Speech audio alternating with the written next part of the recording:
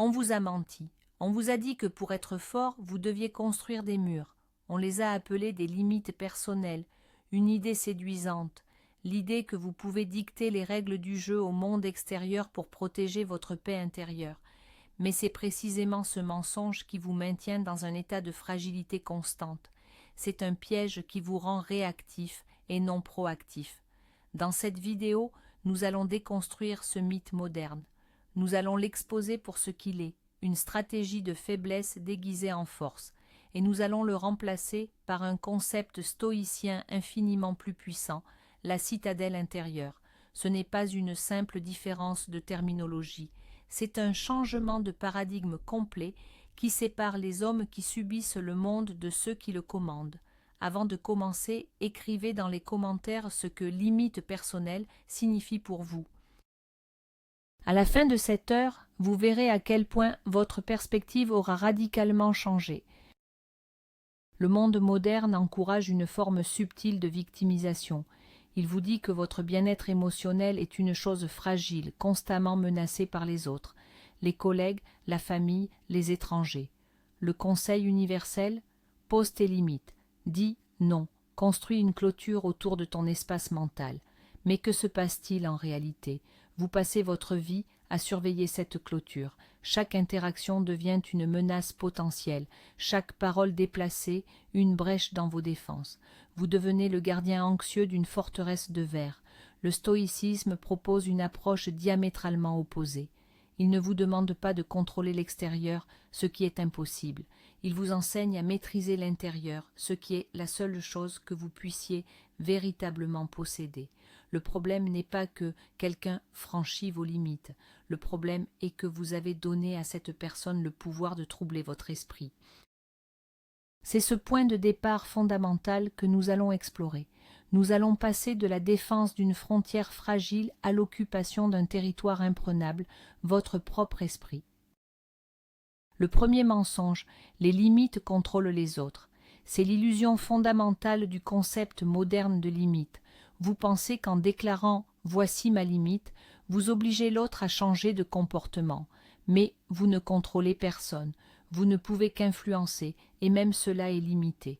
La réalité, c'est que les gens agiront comme ils l'entendent, en fonction de leurs propres valeurs, de leur propre état émotionnel.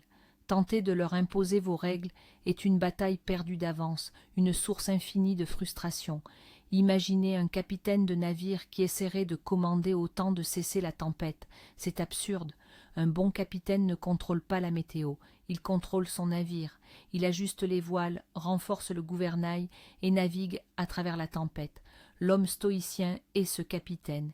Il n'essaie pas de dicter les actions des autres, il se concentre sur sa propre réponse. Sa force ne réside pas dans sa capacité à faire plier les autres à sa volonté, mais dans sa capacité à rester stable, peu importe la force des vagues. La distinction cruciale, le mur extérieur contre la citadelle intérieure. Un mur est une défense passive, il est statique, il attend d'être attaqué, et une fois qu'une brèche est ouverte, l'intégrité de toute la structure est compromise. C'est l'image des limites personnelles modernes. Vous attendez que quelqu'un dise ou fasse quelque chose qui viole votre limite, et alors seulement vous réagissez, souvent avec colère ou anxiété. La citadelle intérieure, en revanche, est un concept actif. Ce n'est pas une simple ligne de défense, c'est le centre de commandement de votre royaume intérieur. Ces murs ne sont pas faits de règles imposées aux autres, mais de principes que vous vous imposez à vous-même. La tempérance, le courage, la justice, la sagesse, ces murs ne peuvent pas être ébréchés de l'extérieur. Une insulte ne peut pas fissurer le mur de votre sagesse, l'injustice d'un autre ne peut pas détruire votre propre justice intérieure. La citadelle n'est pas un abri pour se cacher du monde. C'est une base d'opération depuis laquelle vous vous engagez avec le monde, mais selon vos propres termes. Le mythe de la protection émotionnelle. On vous vend les limites comme un bouclier pour vos émotions. Protégez votre énergie, disent-ils. Mais c'est une conception erronée de la nature des émotions. Les émotions ne sont pas des entités extérieures qui vous attaquent. Elles sont des jugements que vous portez sur des événements. L'offense n'est pas dans les mots de l'autre, elle est dans votre interprétation de ces mots. Le stress n'est pas dans la charge de travail, il est dans votre jugement que vous ne pouvez pas y faire face. Tenter de se protéger des événements extérieurs pour éviter les émotions négatives, c'est comme essayer de vivre dans une bulle stérile pour éviter les microbes. Non seulement c'est impossible, mais cela affaiblit votre système immunitaire. L'homme fort ne vit pas dans une bulle, il développe un système immunitaire mental robuste. Il s'expose aux difficultés non pas pour souffrir, mais pour s'entraîner. Il apprend à voir les événements pour ce qu'ils sont, neutres, et il choisit consciemment la réponse émotionnelle la plus rationnelle et la plus constructive, plutôt que de laisser des réactions automatiques dicter son état intérieur. Le paradoxe du non. La culture moderne a élevé le mot non au rang de super-pouvoir. Savoir dire non est présenté comme le summum de l'affirmation de soi, et c'est important, mais ce n'est qu'une petite partie de l'équation.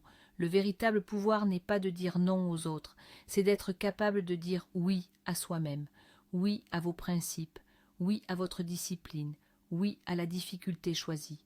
Un homme qui se concentre uniquement sur le fait de dire non aux demandes extérieures est toujours en mode défensif.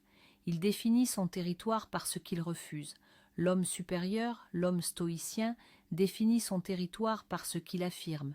Il n'a pas besoin de crier « non » quand quelqu'un lui manque de respect, car son estime de soi n'a jamais été dépendante de l'approbation de cette personne.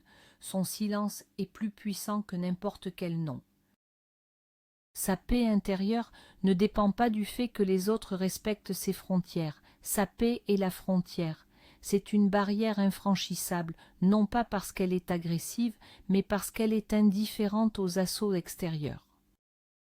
L'énergie gaspillée dans la surveillance. Pensez à l'énergie mentale que vous dépensez à gérer vos limites. Vous analysez les intentions des autres. Vous vous demandez s'ils ont franchi la ligne. Vous préparez des discours pour recadrer les gens. Vous rejouez des conversations dans votre tête, pensant à ce que vous auriez dû dire pour mieux vous défendre. C'est un travail à plein temps, et c'est épuisant. C'est une fuite constante de votre ressource la plus précieuse. Votre attention, le stoïcisme vous libère de ce fardeau. En appliquant la dichotomie du contrôle, vous cessez de vous soucier de ce que vous ne pouvez pas contrôler, c'est-à-dire les actions, les paroles et les pensées des autres. Toute cette énergie, auparavant gaspillée à surveiller les frontières, est maintenant rapatriée. Vous pouvez l'investir dans ce que vous contrôlez, vos pensées, vos jugements, vos actions. Au lieu d'être un garde-frontière stressé, vous devenez un architecte, construisant activement votre caractère, vos compétences et votre sagesse. C'est le passage d'une économie de pénurie mentale à une économie d'abondance. La fausse promesse de respect. Beaucoup d'hommes établissent des limites en espérant gagner le respect des autres. S'il voit que je ne tolère pas ça, il me respectera. C'est une erreur de calcul. Le respect forcé n'est pas du respect, c'est de la peur ou de la complaisance. Le véritable respect ne se demande pas, il se commande. Et il se commande non pas par des menaces ou des ultimatums, mais par l'incarnation de la vertu. Pensez aux personnes que vous respectez le plus. Est-ce qu'elles passent leur temps à vous expliquer où sont leurs limites, ou est-ce que leur force de caractère, leur intégrité, leur compétence et leur calme face à l'adversité parlent d'eux-mêmes? L'homme qui est un roc de principe n'a pas besoin de tracer des lignes dans le sable. Sa simple présence est la ligne. Les gens sentent instinctivement qu'ils sont en présence de quelqu'un de solide, de quelqu'un dont l'estime de soi est interne, non négociable. C'est ce type de respect profond et durable que la pratique stoïcienne cultive. Un respect qui est un sous-produit naturel de votre excellence et non le résultat d'une négociation constante. La fondation de la citadelle, la dichotomie du contrôle, c'est le principe le plus fondamental du stoïcisme enseigné par Épictète. Certaines choses dépendent de nous, d'autres non, dépendent de nous, nos jugements, nos impulsions, nos désirs, nos aversions. En bref, tout ce qui est notre propre action ne dépendent pas de nous, notre corps, nos biens, notre réputation, notre position sociale. En bref, tout ce qui n'est pas notre propre action. Le concept moderne des limites brouille cette distinction. Il vous encourage à vous investir émotionnellement dans ce qui ne dépend pas de vous, le comportement des autres. C'est une recette pour le malheur. La construction de votre citadelle intérieure commence par l'acceptation radicale de cette dichotomie. Vous devez graver cette distinction dans votre esprit jusqu'à ce qu'elle devienne un réflexe. Chaque fois que vous ressentez de la colère, de l'anxiété ou de la frustration, posez-vous la question: est-ce que l'objet de mon trouble dépend de moi? Si la réponse est non, alors votre réaction est un choix. Vous pouvez choisir de ne pas y accorder d'importance. Les murs de la citadelle, les principes au lieu des règles. Les limites sont des règles pour les autres. Ne me parle pas sur ce ton, n'arrive pas en retard, ne me demande pas cela. Les murs de la citadelle stoïcienne sont des principes pour vous-même. Je choisirai de ne pas être offensé par les mots. J'utiliserai le retard des autres comme une opportunité pour lire ou réfléchir. Je répondrai à chaque demande avec justice et rationalité. Voyez-vous la différence radicale de pouvoir? Dans le premier cas, votre paix dépend de l'obéissance des autres. Dans le second, votre paix dépend uniquement de votre propre discipline. Ces principes deviennent vos standards de fonctionnement interne. Ils sont le code par lequel vous vivez, indépendamment des circonstances extérieures. C'est cela la véritable intégrité. Ce n'est pas une posture morale rigide, mais un cadre flexible et puissant qui vous permet de naviguer dans n'importe quelle situation avec grâce et force. C'est vous qui décidez de vos réponses et non le monde extérieur. L'entraînement du gardien, la perception objective. Le gardien de la citadelle est votre esprit rationnel. Son travail n'est pas de repousser les événements, mais de les examiner et de les évaluer correctement avant de les laisser entrer.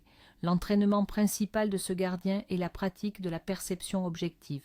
C'est la capacité de voir les événements sans y ajouter de jugement de valeur subjectif et émotionnel. Quelqu'un vous coupe la route. L'événement brut est « une voiture a changé de voie devant la mienne ». Le jugement ajouté est « il m'a manqué de respect, c'est un idiot, ma journée est gâchée ». Le stoïcien s'entraîne à s'arrêter à la première description, l'événement brut.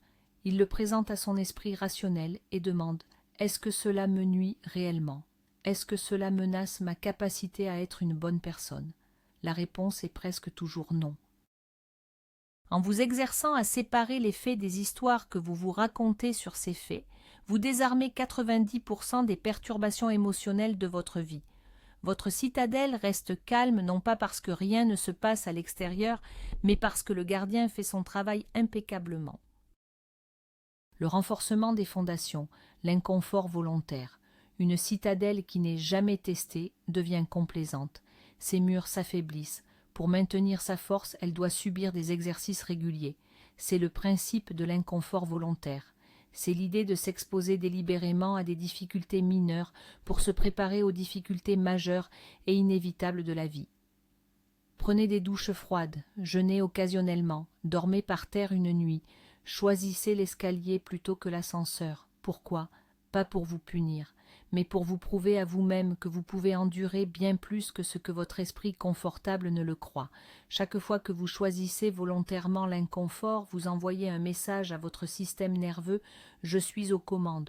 Le confort n'est pas mon maître, cela renforce votre résilience, cela vous rend moins dépendant des conditions extérieures pour votre bien-être. Et cela vous donne une confiance profonde et silencieuse dans votre capacité à faire face à l'adversité, quelle qu'elle soit.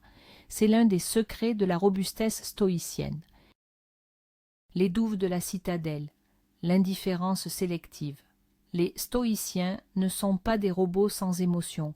Ils se soucient profondément de ce qui est en leur pouvoir, leurs actions et leur caractère. Mais ils cultivent une puissante indifférence envers ce qui ne l'est pas. C'est le concept des indifférents, la santé, la richesse, la réputation. Ce ne sont pas des biens en soi ni des maux en soi, ce sont des indifférents préférables ou non préférables. Il est préférable d'être en bonne santé, mais votre valeur en tant qu'homme ne dépend pas de votre santé. Il est préférable d'avoir une bonne réputation, mais votre intégrité ne dépend pas de ce que les autres pensent de vous.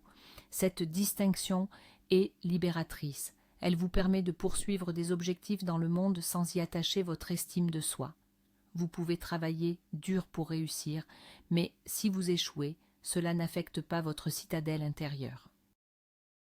Vous pouvez prendre soin de votre santé, mais si la maladie frappe, cela ne détruit pas votre tranquillité.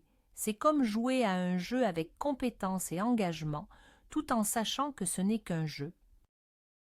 L'arsenal de la citadelle. La préméditation des mots, préméditatio malorum. L'homme qui vit avec des limites est souvent surpris et déstabilisé lorsque les choses tournent mal. L'homme stoïcien est rarement surpris. Il pratique la préméditation des mots.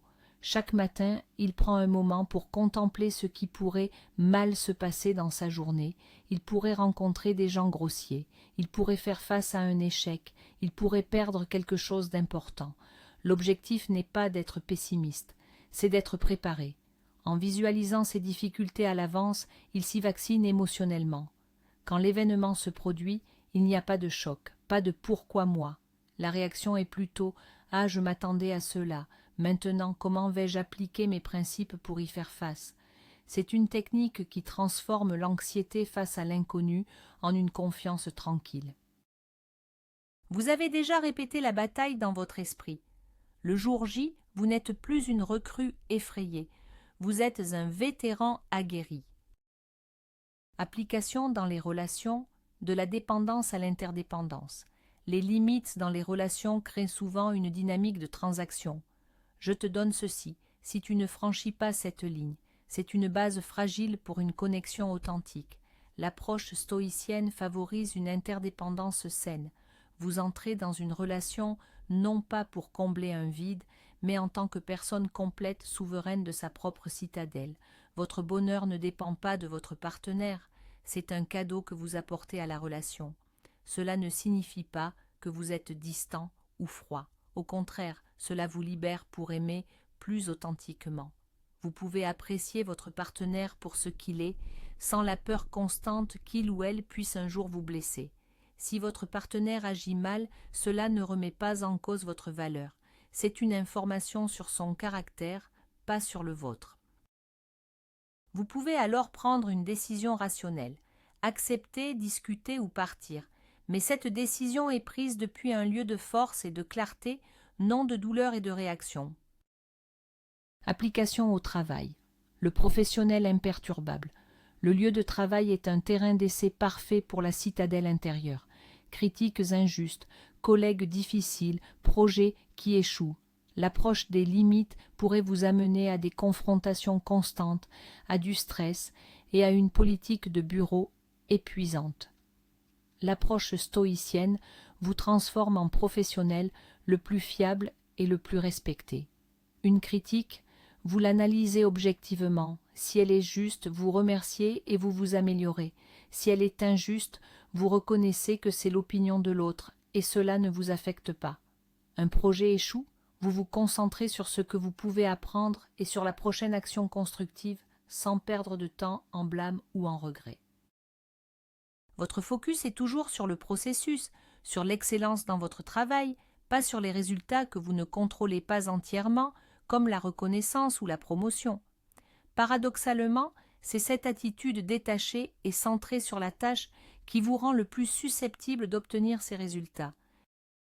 Le véritable non-stoïcien, alors un stoïcien ne dit-il jamais non, bien sûr que si, mais le non-stoïcien est différent. Il ne vient pas d'un lieu de défense ou de peur, il ne crie pas « tu m'as fait du mal ». Le non-stoïcien est une simple déclaration de fait, basée sur des principes. C'est un non calme, ferme et rationnel.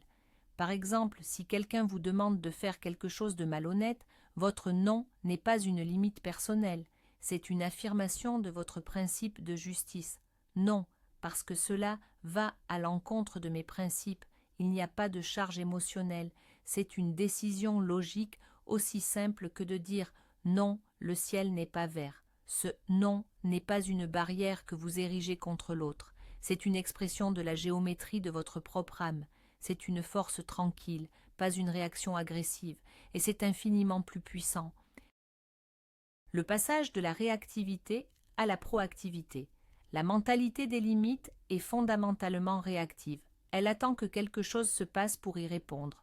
C'est une posture de vie passive. Vous laissez les autres définir le rythme de votre danse émotionnelle. La construction de la citadelle intérieure est l'acte proactif par excellence. Vous ne vous contentez pas de réagir aux événements, vous vous préparez, vous vous entraînez et vous choisissez activement le genre d'homme que vous voulez être chaque jour. Vous vous levez le matin non pas en vous demandant « Comment vais-je me protéger du monde aujourd'hui ?», mais « Comment vais-je utiliser le monde aujourd'hui pour pratiquer la vertu ?»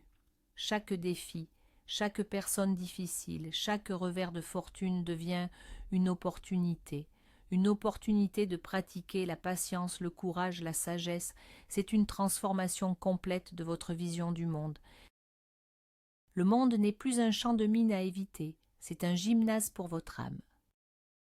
L'arme ultime, l'amor fati. Au-delà de la simple défense de la citadelle, il existe un niveau supérieur de maîtrise stoïcienne, l'amor fati, l'amour du destin. Ce n'est pas seulement accepter ce qui arrive, c'est l'aimer. C'est vouloir que ce qui arrive exactement comme ça. Pourquoi ? Parce que chaque événement, même le plus douloureux, est une matière première pour exercer la vertu. Un échec n'est pas seulement quelque chose à tolérer, c'est l'opportunité parfaite de pratiquer la résilience. Une trahison n'est pas seulement une blessure à supporter, c'est le test ultime de votre capacité à maintenir votre propre intégrité. Adopter l'amor fati, c'est comme être un sculpteur qui ne se plaint jamais de la forme du bloc de marbre qu'on lui donne. Il voit en chaque bloc, même le plus étrange, le potentiel pour un chef-d'œuvre. L'homme qui aime son destin ne peut être brisé. Comment peut-on nuire à quelqu'un qui transforme chaque obstacle en carburant ? Le stoïcien n'est pas un paillasson. C'est la plus grande crainte et la plus grande mécompréhension. Si je ne pose pas de limites, les gens vont abuser de moi. C'est le contraire qui est vrai.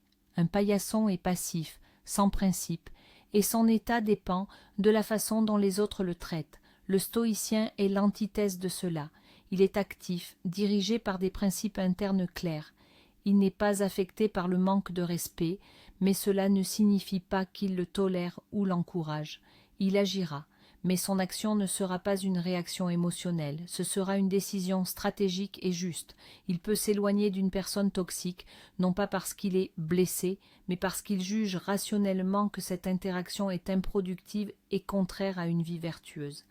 Il ne le fait pas avec colère ou ressentiment, mais avec la clarté d'un chirurgien qui enlève une tumeur. Il protège son temps et son énergie pour ce qui compte vraiment. Il n'est pas un paillasson. Il est la fondation sur laquelle la maison est construite.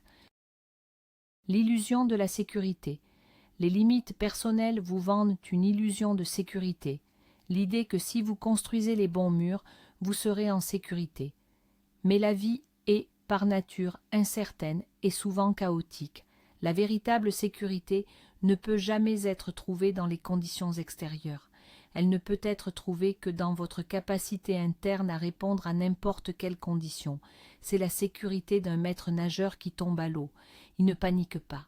Il ne s'est jamais reposé sur la sécurité du bateau. Sa sécurité résidait dans sa compétence à nager. Votre citadelle intérieure est votre compétence à nager dans les eaux de la vie. Les tempêtes viendront, les vagues se lèveront, mais vous ne chercherez plus désespérément un port pour vous abriter. Vous saurez que vous êtes le port. Cette confiance inébranlable en votre propre résilience, en votre propre rationalité, est la seule véritable sécurité qui existe. C'est la paix que les stoïciens appellent ataraxie. La liberté véritable. Le paradoxe final est que les limites conçues pour vous donner de la liberté deviennent une prison de règles, d'attente et de surveillance constante. Vous êtes enchaîné à la nécessité que les autres se comportent d'une certaine manière pour que vous puissiez être libre.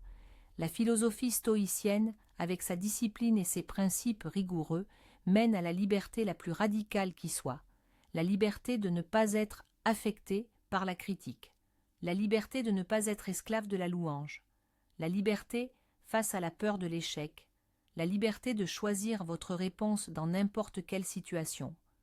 C'est la liberté d'être pleinement vous-même, un homme de caractère et de vertu, quelles que soient les circonstances. Ce n'est pas une liberté qui vous est donnée par le monde, c'est une liberté que vous forgez chaque jour dans le feu de votre propre esprit. C'est la liberté que seuls les hommes véritablement supérieurs peuvent comprendre et atteindre. Nous sommes arrivés au terme de cette déconstruction. Si vous ne devez retenir qu'une seule chose, que ce soit celle-ci, cessez de construire des murs fragiles à l'extérieur. Commencez à forger une citadelle imprenable à l'intérieur. La force d'un homme ne se mesure pas à sa capacité à dire non aux autres, mais à sa capacité inébranlable à dire oui à ses propres principes, peu importe la tempête. Le concept de limite personnelle vous a placé en défense. Le stoïcisme vous place au commandement. Vous n'êtes plus une victime potentielle qui doit protéger ses frontières. Vous êtes un souverain dans votre royaume intérieur, et rien d'extérieur ne peut vous détrôner. C'est un chemin exigeant. Il demande une pratique quotidienne, une vigilance constante. Mais c'est le seul chemin vers une force et une paix authentiques. Merci d'avoir investi votre temps dans cette réflexion. Si cette perspective a résonné en vous, abonnez-vous pour continuer à explorer ces stratégies de maîtrise de soi. La question que je vous laisse est la suivante. Quelle est la première brique de votre citadelle intérieure que vous allez poser dès aujourd'hui?